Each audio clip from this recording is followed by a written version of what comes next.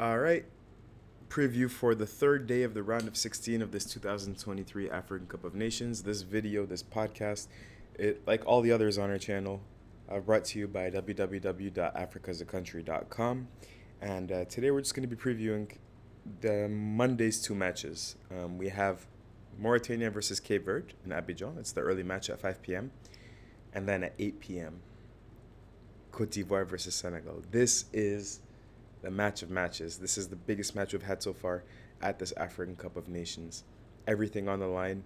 Defending champions versus hosts. Two of the favorites in this tournament. It's all on the line. So let's start with that match. And I think I'm going to start structuring these previews a little bit so I don't get lost in my thoughts. Let's start with the team news. Senegal are going to be missing Pape Gueye. Pape Gueye is the young Marseille midfielder, left-footed. He's been having an absolutely fantastic African Cup of Nations alongside Lamine Camara and Pape Matar Sarr. They would make this 1-2 midfield triangle for the Teranga Lions, and he would be at the base of that midfield triangle. If there is no Pape Gueye, and there won't be Pape Gueye, I think the news is confirmed that he won't be playing tomorrow, you can expect Senegal to simply replace him with Nampalys Mendy, who started every single match in their 2021 triumphant run, or maybe Cheikhou Kouyaté, two very experienced players that could easily fill in and do the job that is necessary for Senegal at defensive midfield. Cote d'Ivoire, I'm struggling to find any team news. I think Adingra and Aller could be fit, but I don't think they could. They might start. The press conferences, when they started talking, wasn't too much asked about team news. Remember, Cote d'Ivoire come into this match with a brand new coach. He's an assistant coach that's been with the team for 18 months, but he's never coached anywhere in his life. He's never been a head coach anywhere else in his life. His name is Emers Faye. He's 40 years old, a former player for the Ivorian national team. And I think he's been put in an unfair position because obviously he's taken this team over in the middle of the tournament. That's number one. Number two, the Ivorian Federation and the Ivorian government tried to bring in Hervé Renard in the middle of this competition after they thanked Jean-Louis Gasset for his services. And so even though he was named interim coach, he didn't even know if he was going to be interim coach and actually get to coach a match. But as Hervé Renard, the French Federation and the Ivorian Federation couldn't find an agreement, it is Emers Faye that's going to be on the touchline. And I think at the press conference, he did a great job of communicating. He said, we lost 4-0 in the last match, and after you lose 4-0, and then you're playing against a favorite in Senegal, basically he said, we're not trying to reinvent the wheel. He's not going to try to completely, radically change his team. It's more about resetting the confidence and resetting their mentality. And he said, on paper, our quality is not so far off from Senegal's quality on paper, so it's more of a mentality thing. Aliou Cissé, in his press conference, said that, Cote d'Ivoire, their last two defeats in the last two matches were an accident, and that they're going to show another kind of performance in front of their fans in Yamoussoukro. So Aliou Cissé not really buying the hype that Cote d'Ivoire are dead. But I do think Cote d'Ivoire qualifying as one of the best third-place teams on that final day of the African Cup of Nations, you had to be here to understand how people felt. They were singing, yes, we suck, but we're through to the next round. People were celebrating, thank you, Morocco, blah, blah, blah. It really felt like the tournament, as my colleague Celestine Caroni said, was buried, dead and buried, and it was resurrected. There's a new lease on life on this tournament after Cote d'Ivoire managed to make it to the knockout stages through the back door. And I wonder if it can act as, like okay, now we're warned. We saw how bad things can get. We know we absolutely can't accept that, and now we're vaccinated and we're going to absolutely play our butts off to make sure that we don't embarrass ourselves once again. According to reports from the Ivorian camp, Ivorian journalist Malik Traore has mentioned that training sessions are much more serene in the last few days than they had been over the last few months even. If you even look at Nicolas Pepe's Snapchat, you see players dancing, even though they have one win and two losses in this tournament. But they seem more relaxed. It seems like there's a weight off their shoulders. Surprisingly enough, I think paradoxically you could think that it would be the other way around, that they might, what could be worse than being humiliated 4-0 against Equatorial Guinea and then humiliated again and being eliminated? It's a double humiliation instead of a single one. But it does seem like the players have taken a deep breath, collected themselves, have come together, and are motivated to change things. Um, the stadium that they're going to be playing in Yamoussoukro only holds 20,000 people, and apparently there are already people sleeping outside as I'm speaking to you right now in front of the stadium because for those that don't know, Cote d'Ivoire really is a country where everybody from the region immigrates to. So you have a huge Senegalese community. I eat Senegalese food every day for lunch, and it's fantastic. So there's a big Senegalese community. They're going to be in Yamoussoukro. I spoke to somebody yesterday that was going to the game from Senegal. Obviously, there's going to be a bunch of Ivorians as well at the game. There's going to be a bunch of journalists. I'm going to be there, and it's going to be a logistical nightmare. But that stadium on the night is going to be a cauldron. It's going to be a fantastic atmosphere too. So, again, much more pressure on the players too. So how are we going to see this match unfolding? Both sides are going to play a 4-3-3.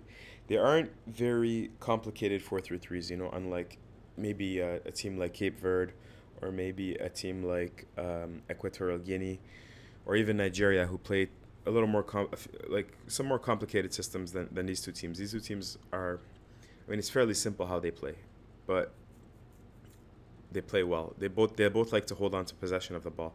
Cote d'Ivoire are second in terms of ball possession in this tournament, but guess who's first? Algeria, and that didn't do them any good. So Cote d'Ivoire, like Algeria, have had ball possession, but it's been stale ball possession. They haven't created much with it. But Senegal are also up there. They're top six. The midfield battle is going to be the most interesting to me. No Pape Gueye for Senegal. And if there's one part of the Ivorian team that has functioned well, it was their midfield. Seko Fofana, Ibrahim Sangare, and of course, Franck Kessié. That midfield battle is going to be interesting. And Cote d'Ivoire, what they have to do is they have to defend a little better. There's going to be some big decisions that their coach Emers Faye has to make. Who's going to play right back? Serge Aurier or Wilfred Singo? Jean-Louis Gasset was alternating between the two, and he couldn't really find who it was going to be. Who's going to be a center half? Willy Boli or Ousmane Diomande? Ousmane Diomande started the tournament. Willy Boli came in because Diomande was shaky, and then they lose 4-0 against Equatorial Guinea. Who's going to play along the front line? We have absolutely no idea. They have 6 to 8 players that could play along that front line, and it could be any of them that would start this match. And it wouldn't be a surprise at all. It wouldn't be a shock at all, except for maybe Karim Konate, the 19-year-old striker. So that's why Senegal have the advantage in this match. Senegal know who their best 11 are. They know they've proven that they can play with that best 11. Whereas Cote d'Ivoire, yes, they have the crowd support with them. However, I still don't know if they know who their best 11 are and if they're comfortable playing with one another. And that's why I'm going to pick Senegal to qualify. And I'm going to say that they're going to do it with a 2-0 or 2-1 victory. Now, what about the first match of the day, Mauritania versus Cape Verde? Team news, there's nothing noteworthy. No significant injuries or suspensions. In the press conferences, I almost said Comoros coach, the Mauritania coach, Amir Abdou, said that Cape Verde are a great collective team as opposed to a great individual team like Algeria, which he played in the last round. He said that Cape Verde can score goals but can also concede goals. And Cape Verde's coach, Boubista, said, Mauritania had a great win versus Algeria, and they're very solid defensively, and that this is going to be a tactical encounter. So these two teams are opposite teams, really. And I could see Cape Verde definitely having more possession of the ball.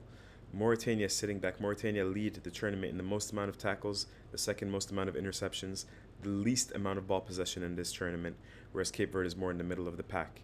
Cape Verde will want to play on the ground. They'll want to play out from the back. Their front six, absolutely amazing. From Duarte to Pina to Jamiro Montero to Bebe to Cabral, Giovanni Cabral, Ryan Mendes. That front six has been really, really good. Even, what's his name? Logan Costa, their center half, has been one of the best defenders in this tournament as well.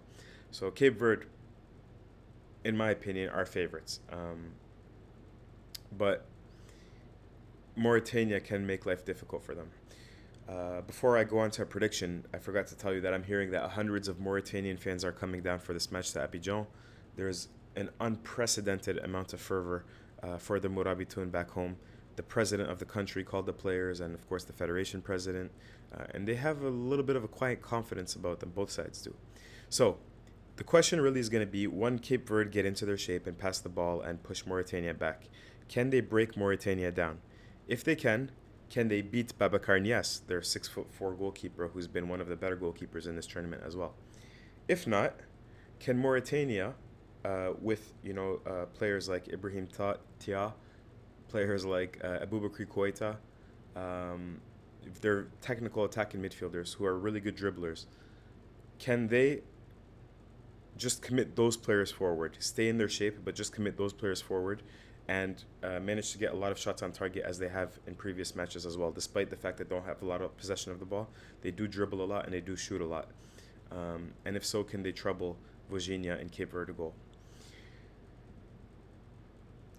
I'm not saying a Mauritanian victory is impossible. Me personally, if I were a betting man, I would put my money on Cape Verde. I think that they're going to win this match, and I think they're going to win it comfortably. 2-0 for me.